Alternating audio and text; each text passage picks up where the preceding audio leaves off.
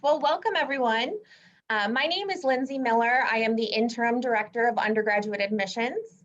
Thank you for joining us this evening to learn more about how we adapted and adjusted on campus to ensure safety for our students and the Canisius community in light of the coronavirus pandemic. We had a very successful fall semester, and we are currently preparing to welcome students back to campus this spring in just about 3 weeks. I'm joined here by 4 panelists who will provide insight into the adjustments that were made on campus, the procedures that were put into place to allow students to live on campus, attend classes in person, virtually, and not miss out on the well-rounded college experience that everyone is looking for. With me tonight, I have a few panelists. You can raise your hand, panelists, when I call your name. We have Dr. Daniel Dentino. He's the Vice President for Student Affairs and the Dean of Students. We have Dr. Mark Harrington, who is the Assistant Vice President for Student Success and oversees our Griff Center for Student Success. We have Al Pilato, who is our Associate Director for Student Life and oversees our on-campus housing. And then Patrick Eugenie, who is a current student. Patrick is a senior biology pre-med major, and he is also the president of our Undergraduate Student Association. Thank you, all 4 of you, for being here to participate and to help our viewers learn a little bit more about our response to the coronavirus pandemic. For our viewers, please feel free while our panelists are speaking to send in your questions that you may have. The question and answer chat feature is at the bottom of the screen. I will be monitoring those questions, so as they come in, I will ask our panelists the questions. If I don't get to your question right away, just hold out. We will answer more questions at the end once all of our panelists have had a chance to speak. So why don't we get started? I'm going to hand it off to Dr. Dentino and pull up our screen here. All right, Dr. Dentino, you ready? I was born ready. All right, take it away. All right, well, listen, it's great to meet all of you virtually. It's a pleasure to be with you tonight. I look forward to sharing some information with you and, more importantly, giving you time to ask us whatever questions you might have. God bless all of you. God bless Canisius College. It's great to be a Griff. As was said, I'm the Vice President for Student Affairs. And in light of our current context, I'm also the coronavirus, I'm leading our coronavirus initiatives on campus here. And it's been a real privilege to serve in that capacity. It's also been a real challenge. I know that all of you understand this. It's been a tough year for everybody. Certainly it's been hard at Canisius, but I will say that we have a committee on campus that's charged with responding to crisis situations and pandemic situations like this. And we actually got an early start on our planning. As soon as we heard word of this new virus, our committee began meeting in mid-January last year. So we were almost from the jump talking about this, putting plans together on how we were going to create a safe environment for our community, faculty, staff, students, and families. The number one priority here at the college is the safety of our community members. And every decision that we've made has been guided by that fundamental vector of motion, care for the whole person, cura personalis. It's a phrase you'll hear quite a bit if you join us here at the college. But our task force met every week to review and revise our planning and operations to, again, keep our community safe. We enhanced our sanitation procedures with our physical plant personnel. We arranged all the classrooms and meeting spaces, all the student club and organization rooms to be socially distanced in a manner in keeping with our partners with Erie County. We worked very closely with state officials, health officials from the area to make sure we were in compliance with best practices.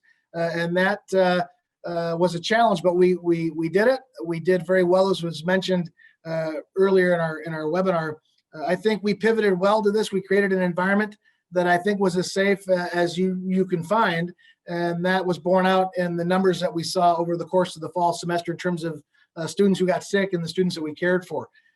We put a plan together where we had quarantine and isolation space. I believe that our student health center, our student life office, the athletics department were heroic in our endeavors to care for our dear students. Certainly that also applies to our faculty who are teaching in a new environment with hybrid instruction and things of that nature. We met very regularly with our student leadership team. One of the most important takeaways that we learned from the fall semester was how vitally important communication is. And for our dear students, I believe they were heroic as well. We asked them to wear a mask when they were indoors. They had to wear a mask to classes. We asked them to be socially distanced. We rearranged our dining services protocols with our cafeteria and different places to eat on campus. And by and large, the students accepted that challenge and ran with it. I think one of the benefits of being a tight-knit community like we are here at Canisius is that we all care about our brothers and sisters. And I think that was borne out in some of the behavior, some of the things that we did to keep each other safe. So I'm proud of our community. The lessons that we learned in the fall semester are going to apply to the spring.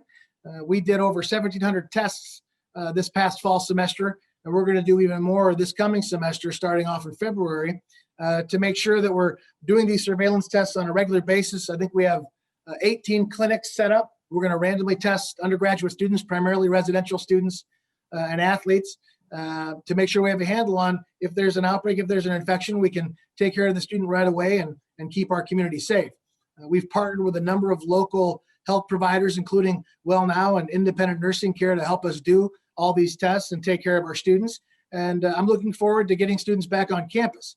Right now, it's quiet, kind of the calm before the storm when our dear students come back. And I actually saw a tumbleweed blow across the quad earlier. So I'm really excited to get the students back in force and get moving. We've got a number of activities planned for students, again, bearing in mind the guidance from Erie County and health authorities regarding social distancing and mask measures. But we've got some virtual events. We've got a number of really cool speakers we're going to have virtually. We're also doing events outside in our quad. We've purchased some outdoor equipment to provide space with heaters where students can come and kind of be together. We also have tents coming later in the spring when we're past some of the heavy snow season. So we've got some good plans in place based on what we learned in the fall, and even more importantly, in communication with the students. We did 2 separate surveys in partnership with the Undergraduate Student Association, and the response was tremendous. I think there were more than 800 students that replied when we asked them for feedback. What can we do better? What did you miss that we didn't do quite right? What are areas in which you feel you would like more information? And so based on that student input, we created a forward-facing dashboard that tracks our coronavirus numbers for the community to access on our website. We are going to enhance our food service operations and create more opportunities for kind of different kinds of food that'll be offered to our students, 3 different ghost kitchens and some different events along those lines. Really wanting to show that when you come to Canisius, your input has an impact as a student. I'm happy to see Patrick joining us this evening. We can speak a bit more to that, but the most important part of our community is a student. And our goal here at Canisius is to educate both head and heart, so that when you graduate, you become a man or woman with and for others. And I think that this virus, the coronavirus pandemic, has tested our mettle. It's allowed us to rethink our first priorities, keeping our community safe, caring for one another, and making good decisions. And so that's one of the big takeaways that we're going to have with us this coming spring. And again, I look forward to encountering the students, getting them back on campus. One of our big priorities this fall, which will continue in the spring, is to make sure that we're touching base with our students from a mental health and well-being standpoint, that we provide these resources to them when they're struggling, if they're nervous, if they have a question. There's always someone going to pick up a phone when you call, so you're not just going to get an answering machine. That's really important. That's one of the benefits of a school like Canisius. With that being said, I am happy to answer any questions you might have, and we'll address them as they come in. God bless. Go Griffs. Nice to be with you. Well, Dan, we did have a question come in that I think I can throw to you right away here. One student asked when they registered, how have athletic teams been affected? Sure. We have a very strict testing protocol per NCAA guidelines and in line with our own campus operations. So right now, every team is testing 25% of their roster every week. We have approximately 400 student athletes right around there. So we're testing about 100 athletes every week. And that, again, is random surveillance testing to stay ahead of the curve on this. So we have very robust protocols. The athletic training staff have plugged into our planning and have done a great job in keeping our athletes safe. Great. Awesome. Thank you. All right. We're going to move to Dr. Harrington, who will talk to us about student success and ensuring students can be successful whether they are in person or taking classes online, and the many services that we provide here at Canisius. So let me just get the screen up here and have Dr. Harrington take it away. Hold on one sec here. Let's see. There we go. Perfect, thank you. And good evening, everyone. So my role and responsibility at Canisius is really looking at academic support services at the college to make sure that our students are successful from orientation to graduation. And obviously last year in March, specifically, we were heading into spring break. And when the pandemic hit and when we made the decision that we would go online for the remainder of the semester. And so what supports do we put into place? I'd like to share with you three kind of different areas where my responsibility kind of came into play during both the spring semester as well as in the fall semester. And then, like Lindsay shared, I'd be happy to answer any questions people have about this area. So one thing that we were planning on doing for the fall 2020 semester, but actually we were able to implement during that spring break period, was to implement student success teams. And so this is something that's different, and this is what I talk to parents and families about, what makes Canisius unique, right, versus other institutions, is that when students come into the college, we're not just, we set up a 4-person student success team. So you're not just calling offices on campus and trying to figure out who is your person in those certain areas. What we do is we provide you with the names of those people so that you can build those relationships over the 4 years, right? Relationships equal retention, and make sure that you feel a sense of belonging at the institution, and you obviously persist and then graduate from Canisius. So these 4-person teams include your faculty advisor, which is a member of your academic department, a success coach, which works in academic support services, a career coach to help you from your first semester all the way through that job search process, and then a financial aid advisor who can help you answer any questions about your bills, scholarships, grants, things of that nature. And so the first thing that we did is we did implement that. So when students returned from spring break in March, and they were doing classes online, they had this information readily available to them in their student profile, which is sort of like where our students go to register for classes and have important information. So that's one thing, and we've continued that this fall semester, and we're continuing that in this spring. The other thing that we did for the spring is we put all of our services online within that week, and then for the fall, we've now adapted that to be hybrid. So that includes our academic mentoring program, where we meet with students that they can opt into this program, where we meet with them weekly and make sure that they're academically on track throughout the fall semester to make sure that they stay in good academic standing in all of their courses. We also have a study center on campus where students that were taking some classes online or some classes in person, we had a space on campus where we call them Zoom rooms, where students could come and check it into a spot on campus on an old main building, and they were able to do their Zoom classes and then head to their next class that was on in person, excuse me. And then the last thing is our tutoring center. So our tutoring services have been mostly virtual at this point, just because of proximity, right? So we're trying to be socially distant, so 6 feet apart. And when you're tutoring, you're typically sitting right next to that person. And so we were able to set up all of our tutoring services over Zoom, where students have a Google Hangout or Zoom room between the 2 students that are doing that peer tutoring, and they can help you with your course content. The final thing that I wanted to point out is that we continue and will continue for the spring semester to have students opt into online learning.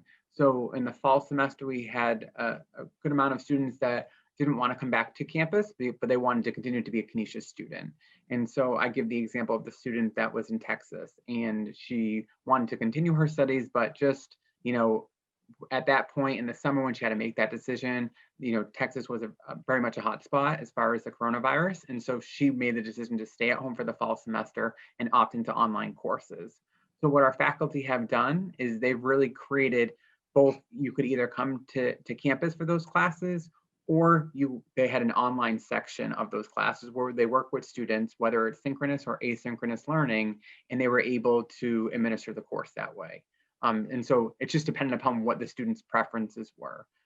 We really like Dr. Dentino talked about, we really are student centered as an institution, and we wanted to make the student experience the best that it can be under these circumstances. And so what we did is whatever the student wanted in this circumstance, we made it happen. And so that will continue for the spring semester. I think we've seen more students that want to come back for in-person classes for the spring semester. And I know we had a question about classrooms, and so I wanted to answer that.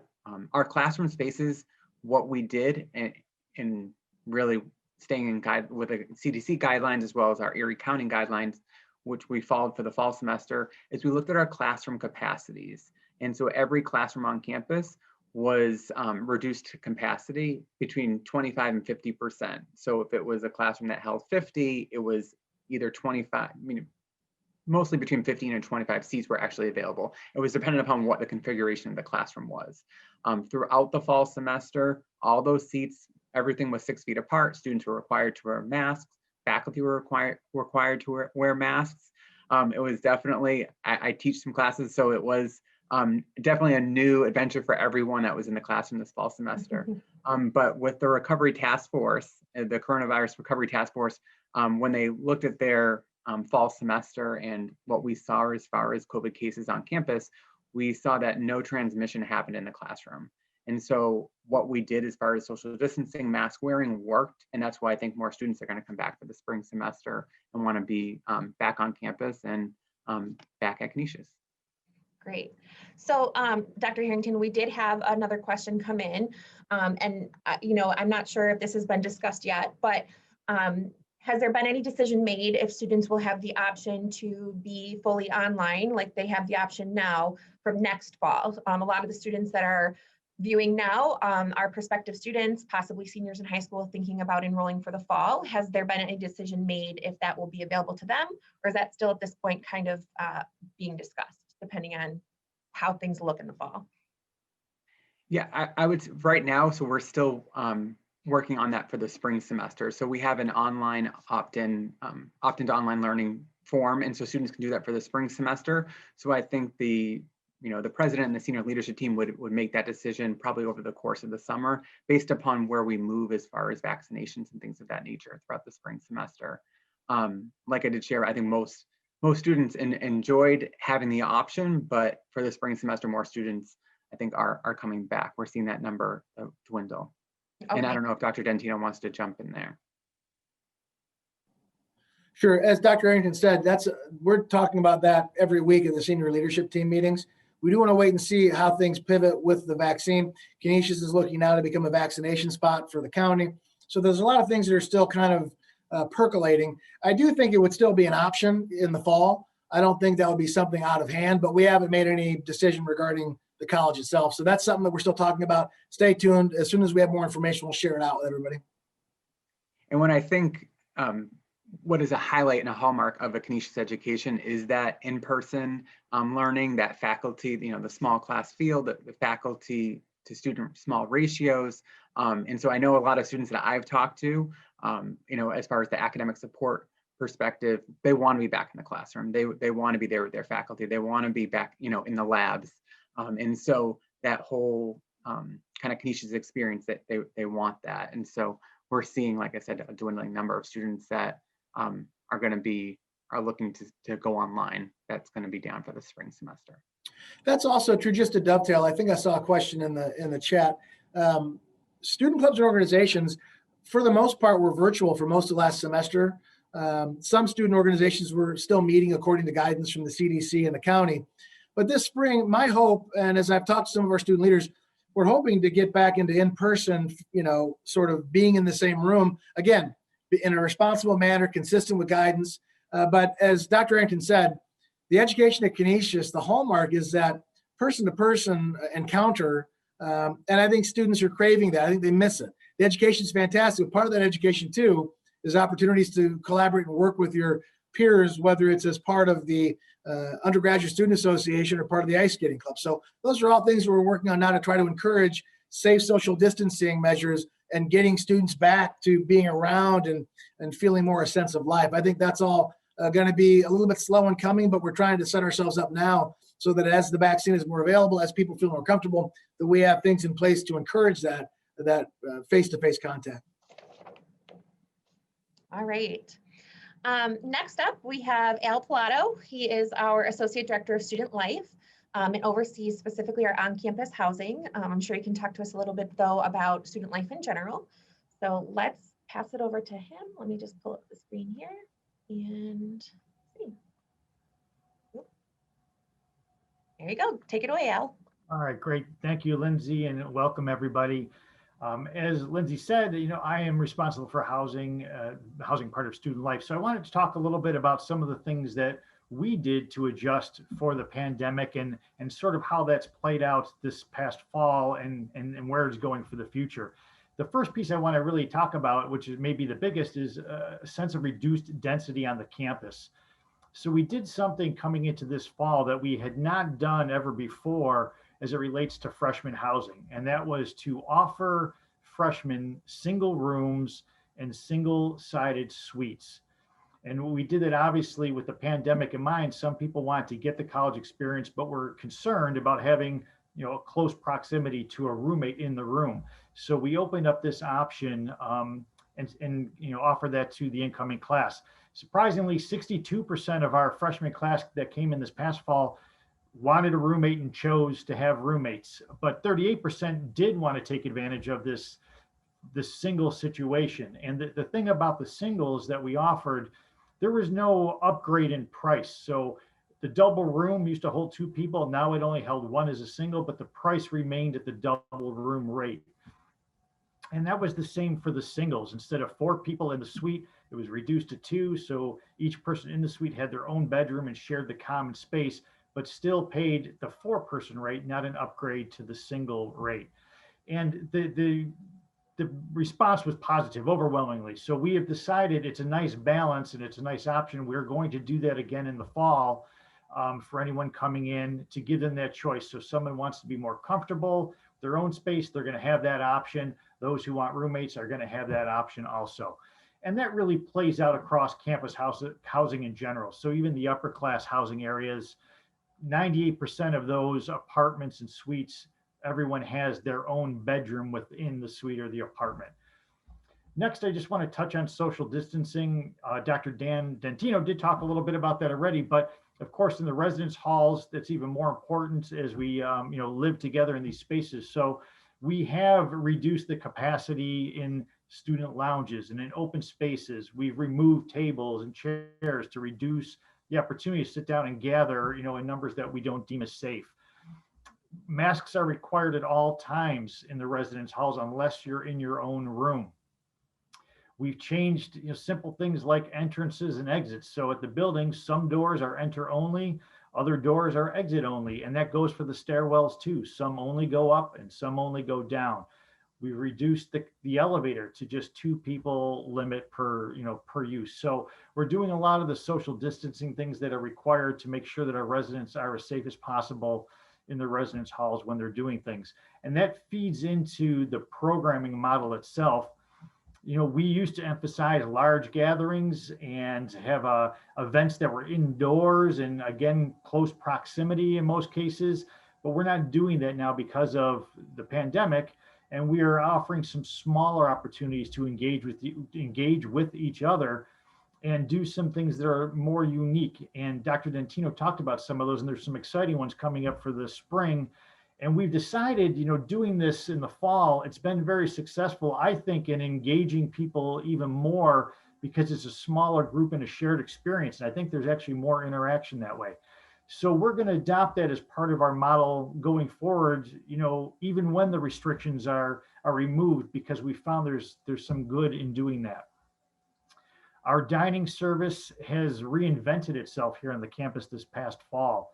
And some of the new things that are available now that never were before, students can now just go online and make a reservation in the dining hall to have dinner with 3 friends if they would like to do that.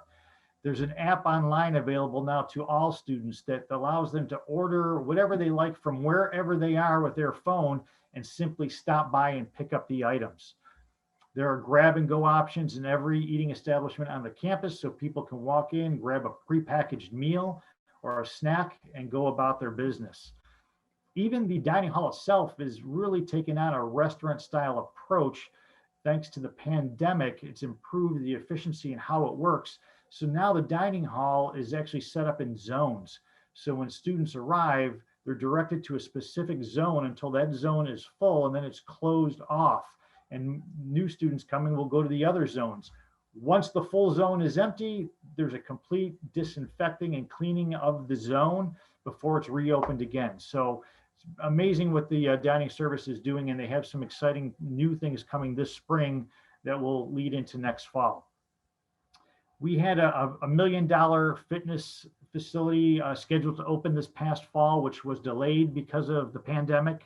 Once we were cleared to open by the state, we implemented a reservation only setup in this facility. So students who wanted to work out could make a reservation in advance, go to the facility and know that there was a controlled number of people in that facility at any given time, so they didn't have to worry about it being overcrowded or worry about the safety of the number of people in the space. Lastly, I just want to touch on housekeeping, but certainly not last. The effort there in the housekeeping area and facilities has been nothing short of remarkable. They've added additional resources to make sure that multiple times daily they're disinfecting and cleaning high touch point areas in the residence halls and on the campus. Every single public bathroom gets a deep cleaning and disinfecting every single day. So they have really put in a tremendous amount of effort and work to make sure that the halls are as clean and as safe as possible at all times.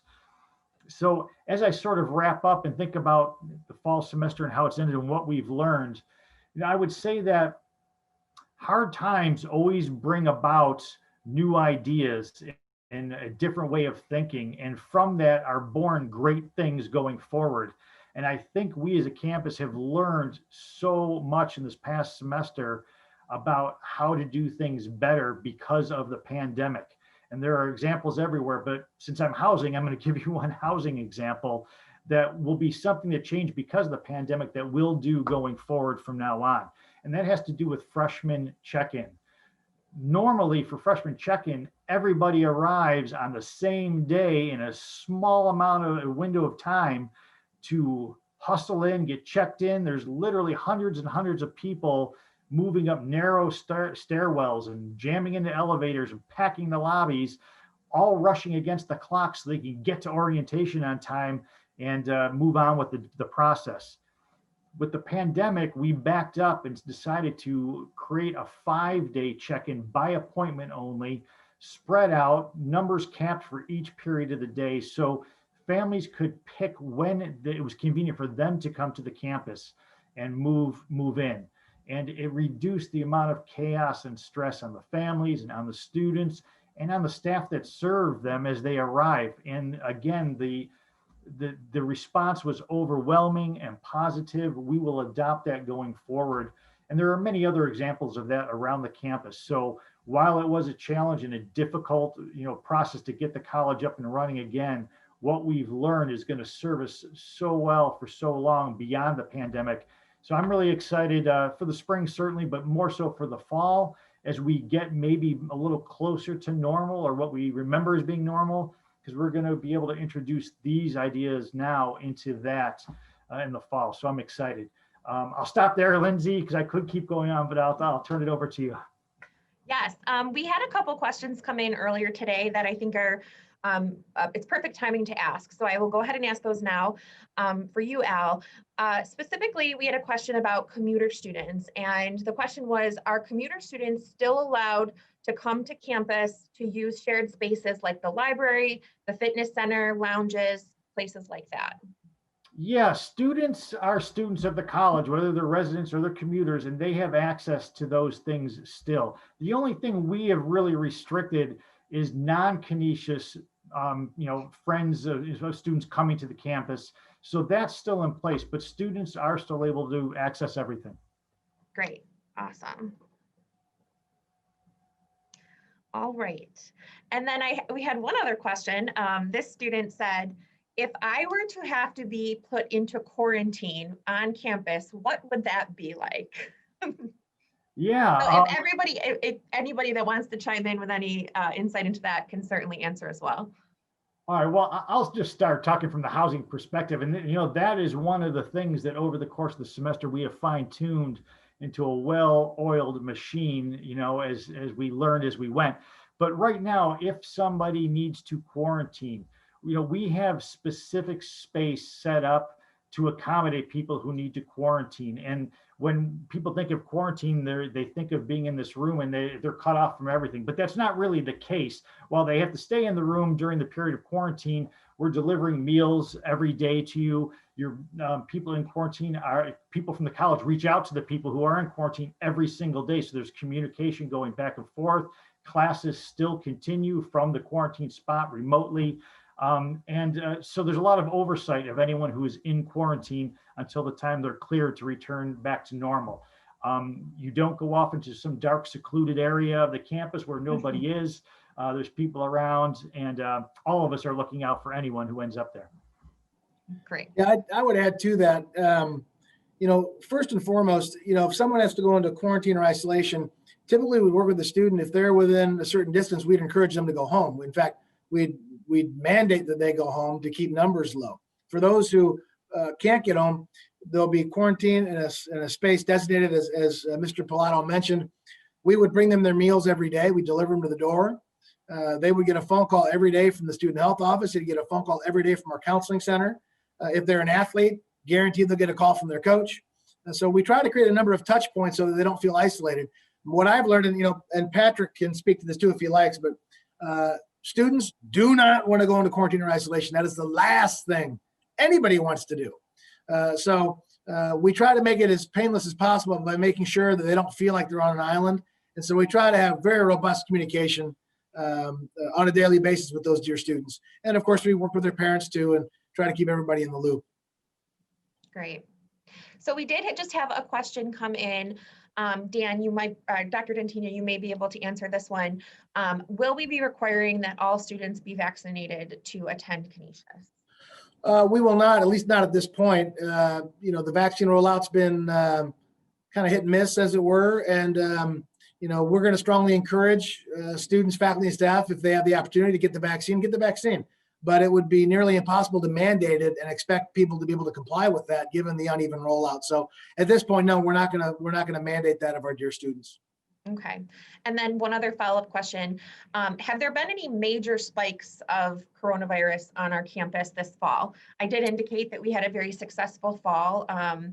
We weren't at a point where we ever really had to go completely fully online until the county and the state kind of mandated that.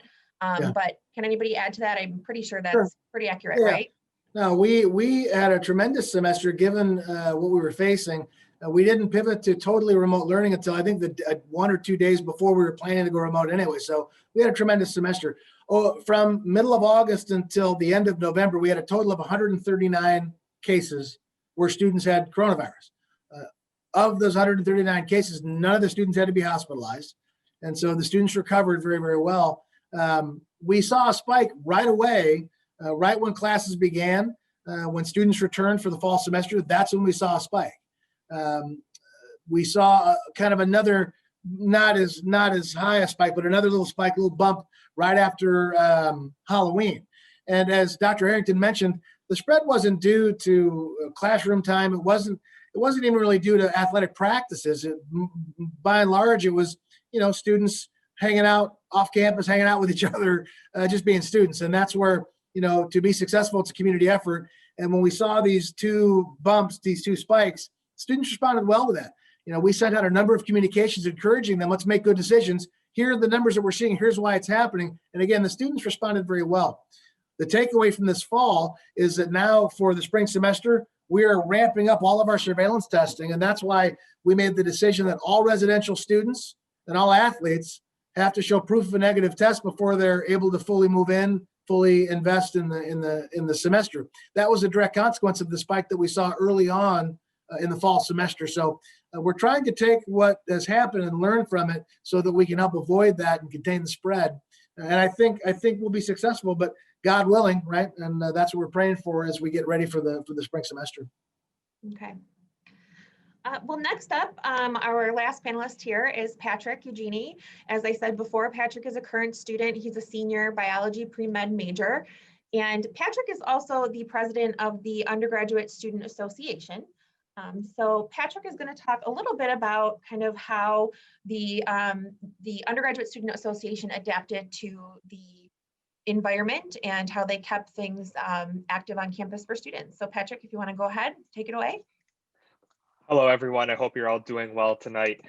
Just to give a little bit of a context, so if you want to become a part of the Undergraduate Student Association, it's a live election, and it is something that typically occurs in the spring before the upcoming fall semester. So say that you want to run for executive board for the 2020-2021 year, as I did, I had to run in the past spring. So I was lucky enough to have been awarded the position on March 13th. And as soon as I found out that I won, an hour later is when the school shut down and the world kind of turned upside down.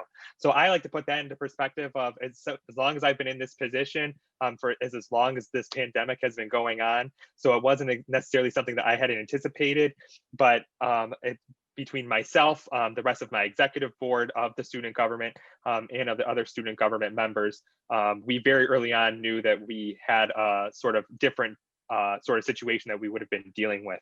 So we worked a lot over the summer of 2020, trying to look at fall 2020 of what do we do for our students? How do we preserve that student experience? But also how do we keep our students safe and healthy? And how do we protect each other? So one of the basic ways that we did that was providing masks. Dr. Dentino was gracious enough to model one of our masks earlier in the presentation. They're blue and gold, and it has our USA insignia on it. And we like for that to be a reminder to students that, you know, you come to Canisius, you're part of the Canisius community. You know, we're a campus of about 2,000 students, and it's a close-knit community. We're all about taking care of each other. We all want to do the right thing. And I think that was a major takeaway of the fall 2020. And the reason that we were able to be so successful and stay on campus for as long as we did is because the Canisius students wanted to play their part and they wanted to be together. So as it was mentioned, though, earlier on in the presentation, there were students that were able to decide if they wanted to be entirely online with no penalty. So we were tasked with the opportunity to try to serve two entirely different cohorts of students that wanted to be on campus, wanted to be together in person, and also a cohort of students that wanted to be online. But all the same, they're all Canisius students and they're all Canisius undergrads. And we had the duty that we wanted to serve them all. So we needed to come up with types of programming that would reach our students in person and that would reach our students online. As far as our in-person events, a lot of our programming is done out of our 5 committees. Our 5 committees are public health, justice, which is an acronym for Jesuit undergraduate students together in concerned empowerment, sustainability, student interests, and diversity. And all 5 of our committee chairs worked diligently and were so innovative to come up with different ways to reach our students with in-person programming, whether it was we were hosting a Stress Less Day as a USA, trying to hand out food, hand out snacks, hand out goodie bags full of materials for students to have to let them know that we were thinking of them. We've hosted virtual webinars, allying ourselves with other offices on campus, such as the Alana Student Center, to try to reach students to talk about issues such as racism and other issues within America. We had election day programming, both in person and online. Our sustainability committee hosted in-person campus cleanups to try to reach students. Our student interest committee for in-person students brought in food trucks so that we could still pass out food as safely as we could. So again, it's all about trying to create that student experience. Again, we also did not act alone. We have so many diligent student leaders on campus that should all be recognized, and I wish I could go through them all because they all worked so hard to reach all of our students. The Afro-American Student Society, Unity, Project Conservation, the Commuter Student Association. There has been so much outreach and so much innovation from our student leaders to try to maintain and create that sense of community that makes Canisius so special.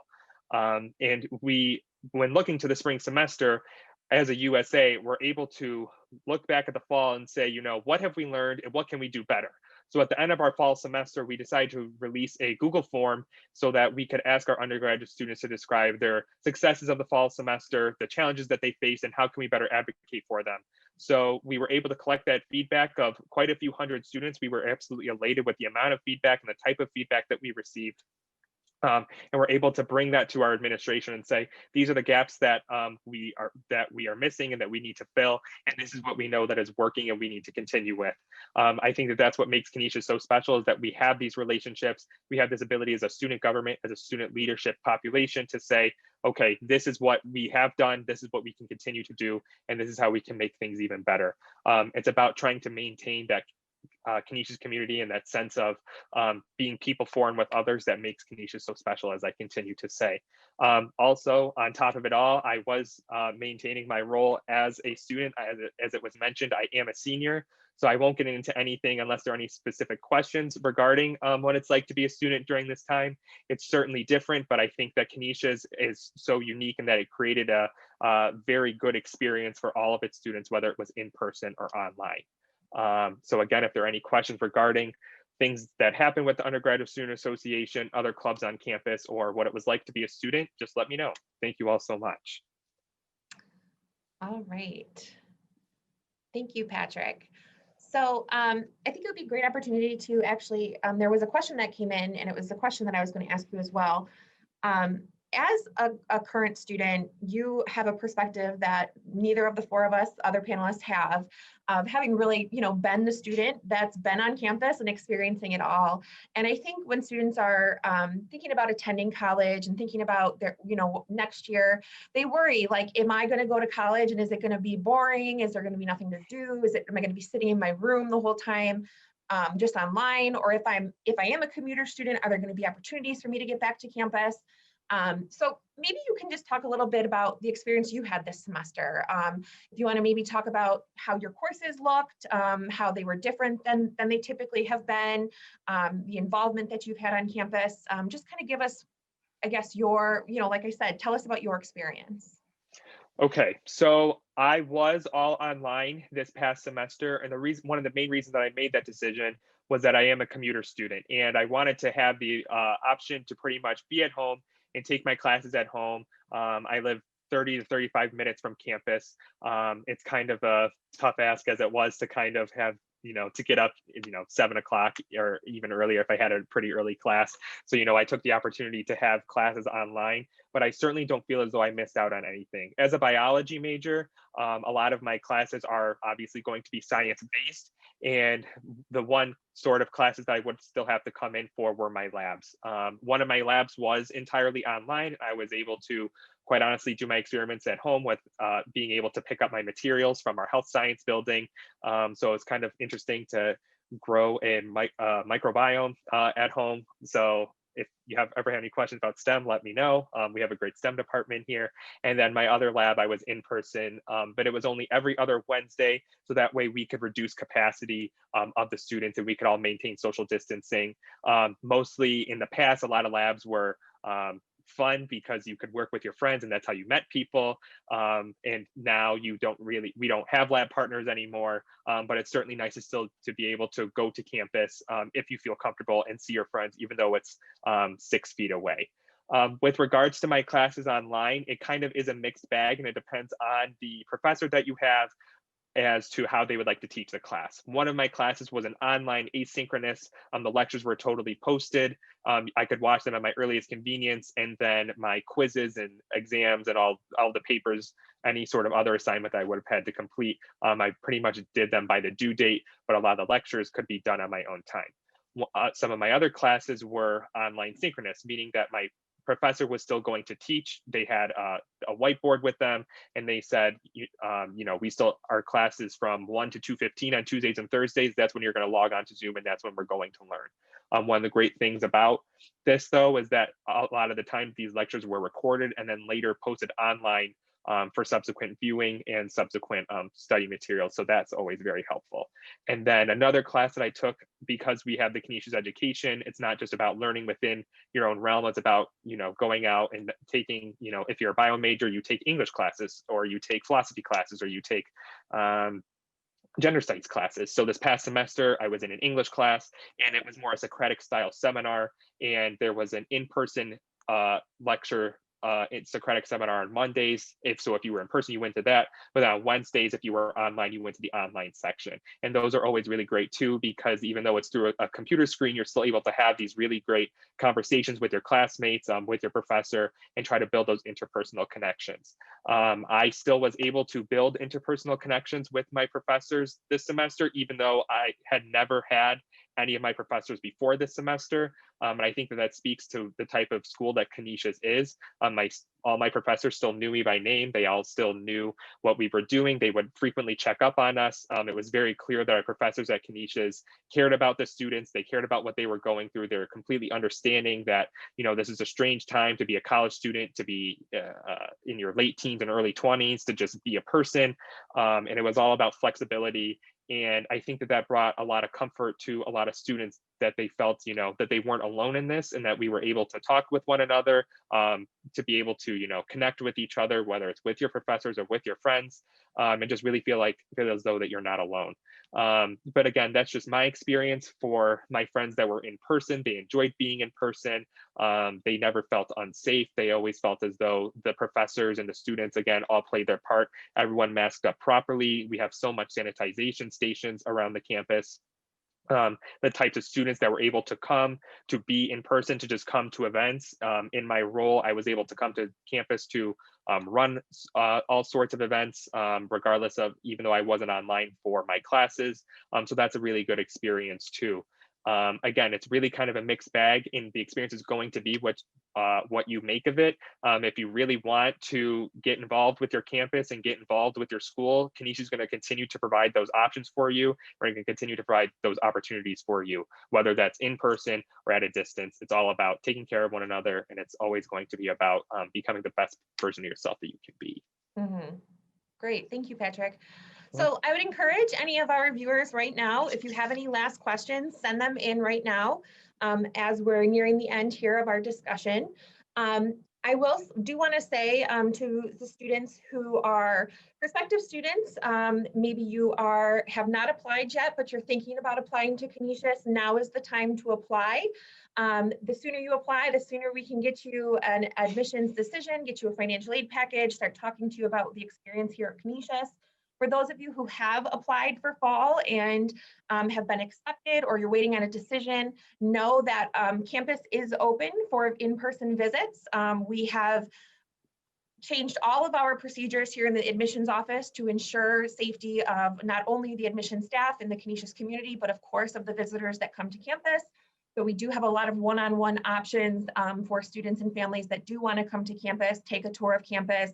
Our campus is open. So please keep that in mind as you are starting to really think about, what makes Canisius special and what it is that's gonna make your decision. I know a lot of times students really feel the need to get on campus. So we are open. Of course, though, we are going to continue to have these types of events, virtual events. We have a weekly virtual tour, a live virtual tour, lots of different webinars coming up this spring as well. So know that we will have more opportunities for you to learn more about Canisius if you can't get to campus. So at this point, did any of our panelists have anything that they wanted to add that they felt maybe we didn't touch on or we didn't cover? Anything last on the top of your minds at all? Feel good? Think we covered everything? It's great to be a Griff. Dan, I think I don't think everyone saw your mask there. Do you wanna model it again for us? Happily, yes. Some of the students would prefer that I put it over my entire face. It's very nice, very handsome. Very nice. Undergraduate Student Association logo right there. Yep. And we'll Very give nice. you them for free. Yes, everybody's showing their Canisius spirit on their face these days. All right. Well, like I said, if there's any additional questions for our viewers that we didn't cover that you still have, you can always reach out to the admissions office. Don't hesitate to shoot us an email, give us a call, connect with us on Instagram. Like I said, we're here to welcome you to campus, show you around, help you make that final college decision this spring. Thank you to our panelists, all four of you. It was great chatting with all of you. And we hope everybody viewing and all of our panelists, hope you all stay healthy this spring semester and that we have another very successful spring. So I hope you all have a great evening. This will end our program and that's it. Thank you. Bye, Night. everyone.